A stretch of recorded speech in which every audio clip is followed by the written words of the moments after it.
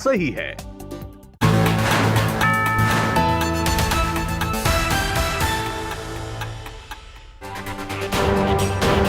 नमस्कार, 7 बजे 7 सवाल में स्वागत है आप सभी का और मैं हूं आपके साथ शगुफ्ता साहिल दे। देखिए, रूस यूक्रेन के बीच में 3 हफ्तों से युद्ध जारी है, लड़ाई जारी है।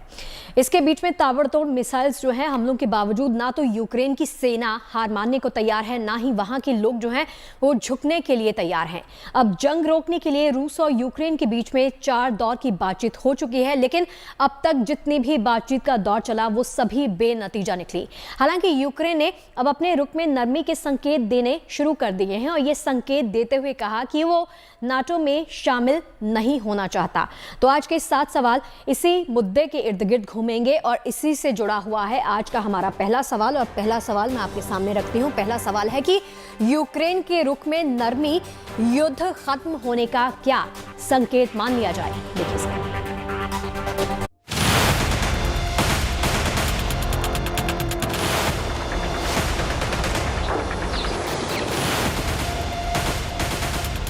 रूस यूक्रेन युद्ध के आज 3 हफ्ते हो गए और इन 3 हफ्तों के बाद भी रूस को यूक्रेन पर निर्णायक बढ़त नहीं मिल सकी है।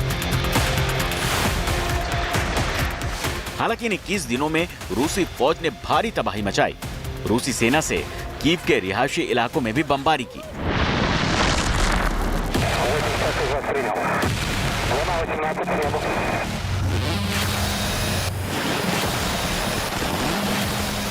शहर की कई इमारतों पर रूसी मिसाइलों से हमला किया गया। इन हमलों से शहर की कई इमारतें खंडहर में तब्दील हो गईं। कीव से लेकर खिरासान, मारियुपोल, इरपिन, ओडेसा, दोनेत्स्क तक में रूस की बमबारी जारी है।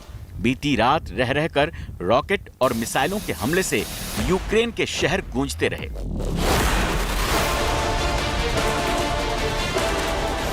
ये तस्वीरें खार्किव और रूसी फौज के हवाई हमले की तस्वीर है। बम बरसाने के लिए रूसी जेट खार्किव के आसमान पर उड़ान भरता दिखा। इसके बाद खार्किव के लोग बचने के लिए भागते रहे। बमबारी के बाद लोग इमारतों से लोगों को निकालते दिखे। खार्किव में रूसी सेना के हमलों में हजारों लोगों के मारे जाने का दावा यूक्रेन ने किया है। रूसी हमलों के बीच यूक्रेन के राष्ट्रपति ज़ेलेंस्की ने एक अहम बयान दिया है। रूसी मीडिया के मुताबिक ज़ेलेंस्की का कहना है कि यूक्रेन को इस तथ्य को स्वीकार करना चाहिए कि वो नाटो में शामिल नहीं होगा। दरअसल इस युद्ध के दौरान ज़ेलेंस्की नाटो देशों के रवैये से नाखुश रहे हैं। ज़ेलेंस्की ने अपने तेवर नरम करते हुए कहा है कि अगर हम नाटो में शामिल नहीं हो सकते तो हमें उनके साथ बात करनी होगी जो हमें सुरक्षा दे सकें। Протиповітряну оборону. Наголошуємо, потрібні нові формати взаємодії, нова рішучість. І якщо ми не можемо увійти у відкриті двері, то ми маємо співпрацювати з такими спільнотами, з якими ми це можемо, і які будуть нам допомагати, нас захищати, наприклад, ваша. रूस के साथ जंग में यूक्रेन को भारी नुकसान उठाना पड़ा। पुतिन भी यूक्रेन को घुटनों के बल लाने की पूरी कोशिश कर रहे हैं। ज़ेलेंस्की के रुख में नरमी के बाद अब रूस के विदेश मंत्री सर्गेई लावरोव ने भी ट्वीट करके कहा है कि रूस और यूक्रेन के बीच बातचीत में समझौते की कुछ संभावना है। रूस और यूक्रेन दोनों तरफ से जिस तरह से संकेत मिल रहे हैं उसे लग रहा है कि जंग कुछ दिनों में रुक सकती है, लेकिन दोनों देशों के रवैये में नरमी के संकेत के बाद भी अब तक जंग जारी है। Gaurav Sawant, Kyiv, good news today. Ukraine ने जब रूस जैसी महाशक्ति के आगे लोहा लेने की कोशिश की तो उसे इस बात की पूरी उम्मीद थी कि उसकी सहायता के लिए, उसकी मदद के लिए नाटो देश आगे जरूर आएंगे। लेकिन नाटो यूक्रेन की उम्मीदों पर कभी भी खरा उतर नहीं पाया। ना तो नाटो ने यूक्रेन को सैन्य मदद भेजी और ना ही यूक्रेन को नो फ्लाई जोन घोषित किया। ऐसे में हमारा दूसरा सवाल यही है और वो ये कि यूक्रेन ने आखिर क्यों कहा कि वो नाटो में शामिल नहीं होना चाहता।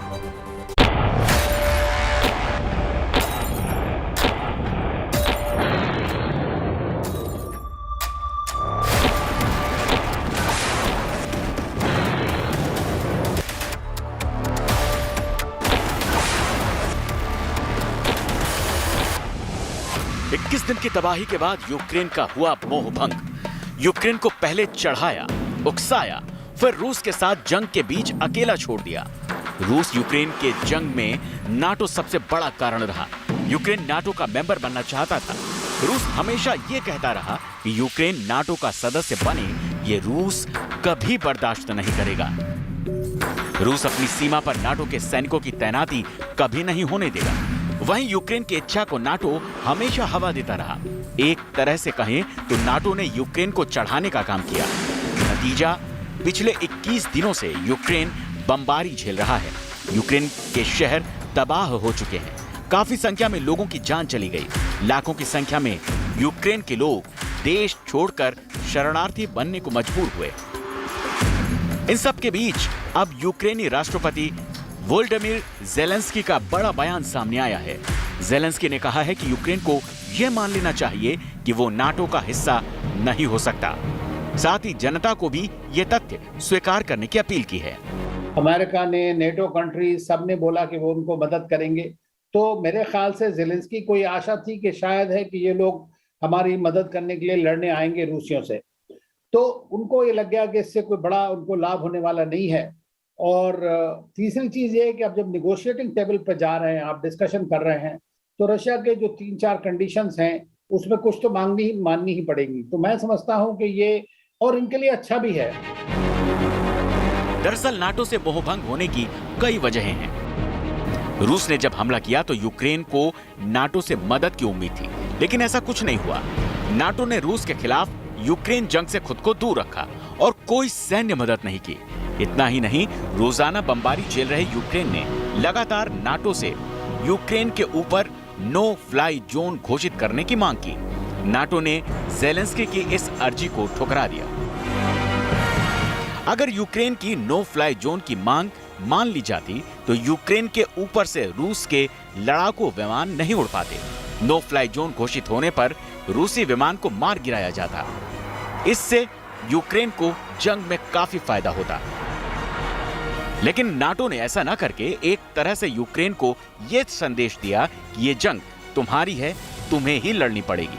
और यही वजह है कि हर तरह की बर्बादी झेलने के बाद अब यूक्रेन ये कह रहा है कि वो कभी नाटो में शामिल नहीं हो सकता।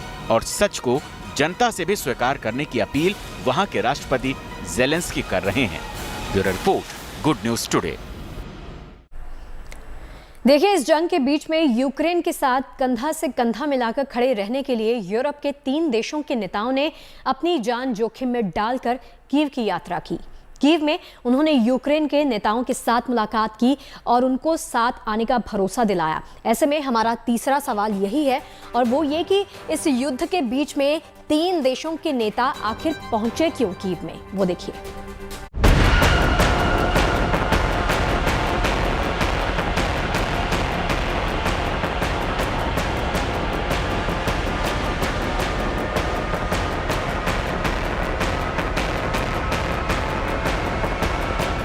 रूस और यूक्रेन के बीच जंग के 21 दिन पूरे हो चुके हैं। इस दौरान यूक्रेन को समर्थन देने का ऐलान तो कई देशों ने किया, लेकिन यूक्रेन के साथ जंग में खड़े होने के लिए कोई भी देश आगे नहीं आया। अमेरिका, नाटो और पश्चिमी देशों ने यूक्रेन को मदद का भरोसा तो दिलाया, लेकिन जब सैन्य मदद की बारी आई तो यूक्रेन को उसके हाल पर छोड़ दिया गया।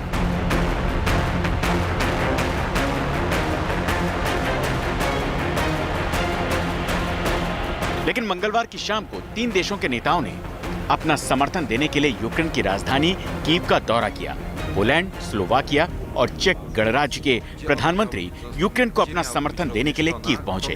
यहां उन्होंने यूक्रेन के राष्ट्रपति ज़ेलेंस्की के अलावा यूक्रेन के अन्य बड़े नेताओं से मुलाकात की। कीव पहुंचे इन नेताओं को यूक्रेन के साथ का भरोसा दिलाते हुए कहा कि यूक्रेन अपने आप को अकेला न समझे। So we are also here to tell you that you're not alone. Your fight is our fight, and together we will prevail. Slava Ukraini. खास बात यह है कि 3 देशों के प्रधानमंत्री अपनी जान खतरे में डालकर कीव पहुंचे। कीव में लगातार हो रही बमबारी के बावजूद इन तीनों देशों के राष्ट्राध्यक्षों ने साहस दिखाया और पोलैंड के वारसा से कीव तक का सफर ट्रेन से पूरा किया। यूक्रेन के नेताओं के साथ इन नेताओं की बातचीत के दौरान धमाकों की आवाज भी सुनाई दी। युद्ध शुरू होने के बाद पहली बार 3 देशों के नेता कीव पहुंचकर यूक्रेन को समर्थन देने का ऐलान कर चुके हैं। यूक्रेन ने इन देशों के साहस की प्रशंसा की है। उनका वहां आना एक बात दर्शाता है कि भाई हाँ, हम तीनों मुल्क जो हैं उनके नेबर्स हैं और इन तीनों मुल्कों में यहाँ से काफी सारे रिफ्यूजीज गए हैं। उन कंट्रीज की भी माली हालत कोई बहुत अच्छी नहीं है, तो उनको भी ये जो रिफ्यूजी क्राइसिस है इसका बड़ा खामियाजा भरना पड़ेगा बाद में। दूसरा चीज वो ये भी कह रहे हैं कि भाई यूरोपियन यूनियन में इसको शामिल किया जाए जल्दी, तो एक तरह से एश्योरेंस देने आए थे वो ज़ेलेंस्की को। यूक्रेन से नाटो को बहुत उम्मीदें थी, लेकिन युद्ध शुरू होने के बाद नाटो ने सैन्य मदद से इनकार के बाद यूक्रेन को निराशा हाथ लगी। लेकिन 3 देशों के नेताओं के कीव में पहुंचने और समर्थन के ऐलान के बाद यूक्रेन के हौसले बुलंद हो गए। Bureau report, good news today. देखिए, इस जंग से नुकसान केवल यूक्रेन को ही नहीं हो रहा, रूस की अर्थव्यवस्था, उसकी इकोनॉमी भी इस युद्ध के साथ ही चरमरा सी गई है। अब रूस में जरूरी चीजों के दाम में तेजी से बढ़ोतरी देखी जा रही है। डॉलर के मुकाबले रूसी करेंसी रूबल में लगातार गिरावट दर्ज की जा रही है। ऐसे में हमारा आज का चौथा सवाल यही है, वो ये कि जंग की वजह से आर्थिक तंगी की ओर रूस क्या बढ़ता जा रहा है। देखिए, उनको स्विफ्ट के सिस्टम से बाहर कर दिया गया, ज्यादातर उनकी बैंक्स को उनका जो अपना 643 बिलियन डॉलर का जो फॉरेन एक्सचेंज रिजर्व्स है वो उनको एक्सेसिबल नहीं है और उनका फ्लाइट्स नहीं जा पा रही हैं। उनका बाहर से बैंक हो, पर्सनल प्रॉपर्टीज हैं, पर्सनल वेल्थ है, काफी सारे लीडर्स की भी और बिजनेसमैन की, मल्टीनेशनल कंपनीज वहां से छोड़ के जा रही हैं। तो इस चीज से ये तो सीधा है कि डायरेक्ट इम्पैक्ट जो है इकोनॉमी के ऊपर हो रहा है उनकी। अमेरिका और यूरोपीय देशों की दुनिया के बिजनेस में 40% हिस्सेदारी है। यही वजह है कि पाबंदी के बाद यूरोपीय देशों से इंपोर्ट न होने की वजह से अब हर तरह की रूसी फैक्ट्री में कच्चे माल की कमी हो रही है। रूस में कई जरूरी दवाओं की भी कमी हो रही है। वहीं दूसरी तरफ अब तक रूसी संस्थाओं को करीब 1 लाख करोड़ डॉलर की पूंजी को फ्रीज किया जा चुका है। रूस कर्ज चुकाने में नाकाम हो सकता है। रूस की अलग अलग कंपनियों पर विदेशी निवेशकों का करीब 150 अरब डॉलर का कर्ज है। इसीलिए आने वाले समय में आर्थिक तौर पर रूस को जंग की भारी कीमत चुकानी पड़ सकती है। Bureau report, good news today. Ukraine में जारी रूसी हमलों के बीच में यूक्रेन छोड़ने वालों की संख्या तेजी के साथ बढ़ी है। यूक्रेन से करीब 3 मिलियन यानी 30 लाख लोगों ने अपना देश छोड़कर पड़ोसी देशों में शरणार्थी के रूप में शरण ली है। ऐसे में आज का हमारा 5वां सवाल यही है कि युद्ध से बढ़ा यूक्रेन में पलायन का खतरा। इसके बारे में बता रही हैं विदेश मामलों की जानकार डॉक्टर स्वस्ति राव। क्या कहती हैं, सुनिए जरा। यूक्रेन का जो पलायन है उसके रेट्स इतने डेवस्टेटिंग हैं कि अभी तक यूरोप ने सेकेंड वर्ल्ड वॉर के बाद इस रेट का पलायन कभी नहीं देखा। आपने ऑलरेडी नंबर्स बताए हैं, तकरीबन कहा जा रहा है कि 2.8 to 3 मिलियन लोग हैं, यानी कि 20 से 30 लाख लोग हैं, और ये वो हैं जो रिपोर्टेड है। तो जाहिर है कि जो असल संख्या है वो कम से कम आप आराम से कह सकते हैं कि इसकी दुगनी होगी। तो इस तरह से जहां पर ऐसी सिचुएशन में यूरोप के ऊपर जो प्रेशर पड़ने वाला है, क्योंकि ऑफकोर्स एक तो ये प्रॉब्लम है कि इतने जो रेफ्यूजीज हैं वो कहाँ रहेंगे। तो पोलैंड ने बहुत सारी वो करके रखी थी, प्रेपरेशन करके रखी थी, क्योंकि ये अटकल लगाई जा रही थी कि क्या रशिया इन्वेड कर सकता है। तो तकरीबन 1 मिलियन रेफ्यूजीज के लिए पोलैंड ने तैयारी जरूर करके रखी थी। लेकिन जिस तरह से रेफ्यूजीज आ रहे हैं, और स्पेशली आप देखिए कि जब अभी 1-2 दिन पहले रूस ने वेस्टर्न यूक्रेन के उस टाउन पर प्रिसिजन गाइडेड मिसाइल्स लॉन्च किए थे, जहां पे नेटो के साथ इनके मिलिट्री एक्सरसाइजेस होती थी, उसके बाद से वेस्ट यूक्रेन से भी बहुत बड़ी संख्या में, पहले ईस्ट यूक्रेन से भाग रहे थे, सेंट्रल यूक्रेन से भाग रहे थे, अब वेस्ट यूक्रेन से भी बहुत बड़ी संख्या में लोग जो है वो भाग के यूरोप आ रहे हैं। यूक्रेन की राजधानी कीव पर 3 हफ्तों के बाद भी रूस का कब्जा नहीं हो सका। हालांकि रूसी फौजों ने कीव की चौतरफा घेराबंदी कर रखी है। कीव के रास्ते में यूक्रेन की सेना रूस की फौज को जोरदार, जबरदस्त तरीके से टक्कर दे रही है। ऐसे में आज का हमारा छठा सवाल यही है कि जंग के 3 हफ्ते के बाद क्या है कीव के हालात, उसकी स्थिति क्या है। इसके बारे में बता रहे हैं कीव में मौजूद हमारे सहयोगी राजेश पवार। रूस यूक्रेन युद्ध का आज 21वां दिन है और ये युद्ध लगातार अभी कीव की तरफ बढ़ रहा है। रूस की सेनाओं ने जो इलाके पे कब्जा किया था पूर्वी और दक्षिण यूक्रेन में, उसमें उन्होंने अपनी स्थिति को मजबूत किया है और लगातार वो अपनी पोजीशन को वहां कंसोलिडेट करते जा रहे हैं। इसके अलावा लगातार रूसी सेना कीव के नजदीक पहुंचती जा रही है, बहुत गति से नहीं, गति काफी धीमी हो गई है पिछले कुछ दिनों में, लेकिन लगातार उनकी जो नजदीकियां हैं, नजदीकी उनका आना है कीव की तरफ, वो लगातार बढ़ रहे हैं और उनका फासला कीव से बहुत कम रह गया है। अभी उत्तर पश्चिमी दिशा में इरपिन की तरफ लगभग इरपिन शहर पर उनका 90% कब्जा हो गया है।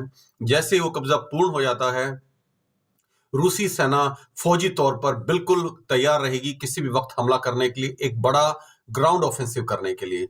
इसके अलावा कीव में कल काफी धमाके हुए हैं, रेजिडेंशियल बिल्डिंग्स तबाह हुई हैं और बहुत से बाकी इंफ्रास्ट्रक्चर को नुकसान पहुंचा है। आज इतना अंदर धमाका नहीं हुआ है, लेकिन आज कीव में पूरी तरह से कर्फ्यू है, कोई बाहर नहीं निकल सकता। इवन जर्नलिस्ट जो हैं, पत्रकार हैं, वो भी बाहर नहीं निकल सकते। और बाहरी इलाकों में कीव के उत्तर पूर्व और उत्तर पश्चिम में इस वक्त जंग जारी है और वहां काफी घमासान युद्ध इस वक्त हो रहा है। अब देखिए, इस जंग की वजह से कच्चे तेल की कीमतें बढ़ी हैं। तेल की कीमतों का दबाव भारत पर भी महसूस किया जा रहा है। ऐसे में रूस ने भारत को कच्चा तेल सस्ते में खरीदने का एक ऑफर दिया। अब रूस के इस ऑफर के बाद अमेरिका ने भारत को नसीहत देते हुए कहा कि भारत को रूस से तेल खरीदने से पहले कम से कम दो बार सोचना चाहिए। ऐसे में हमारा आज का 7वां आखिरी और अहम सवाल यही है कि क्या रूस से सस्ता तेल खरीदना भारत को महंगा पड़ेगा? इसके बारे में बता रही हैं विदेश मामलों की जानकार डॉक्टर स्वस्ति राव। जो अभी सैंक्शंस अमेरिका ने रूस के ऊपर लगाए हैं, वो अमेरिका ने अपने ट्रेड को बंद करने के लिए लगाए हैं, लेकिन ये सैंक्शंस जो है ये एक्सटेंड उसने नहीं करे हैं अपने पार्टनर्स और एलाइज पर। इसका सबसे सीधा सा मतलब ये है कि यूरोप जो है वो अभी भी 700-800 मिलियन यूरोस के उसका कॉस्ट का तेल और गैस अभी भी रशिया से पर डे खरीद रहा है, क्योंकि बेसिकली यूरोप का जो डिपेंडेंस है वो रशिया पे बहुत ज्यादा है। तो मैं इसको कनेक्ट इस तरह से करना चाहती हूँ कि जो रूस के ऊपर अमेरिका ने सैंक्शंस लगाए हैं वो लेस सिवियर कैटेगरी के सैंक्शंस हैं, क्योंकि यूरोपियन यूनियन और यूरोपियन जो देश हैं उनका डिपेंडेंस बहुत ज्यादा है और अचानक उसको खत्म नहीं किया जा सकता। लिहाजा जो अमेरिका के एलाइज और पार्टनर्स हैं उनके ऊपर ये कंडीशंस नहीं है। तो इस बात का फायदा उठाकर हिंदुस्तान को डेफिनेटली अपने स्ट्रेटेजिक रिजर्व्स को बनाना चाहिए, क्योंकि अभी टेक्निकली इंडिया के ऊपर कोई सैंक्शंस इसमें नहीं लगेंगे। तो 7 बजे 7 सवाल में फिलहाल के लिए इतना ही। इजाजत दीजिए, लेकिन आप कहीं मत जाइएगा, क्योंकि आप बने रहिए गुड न्यूज टुडे के साथ। आगे आपके लिए है फैक्ट चेक। नमस्कार।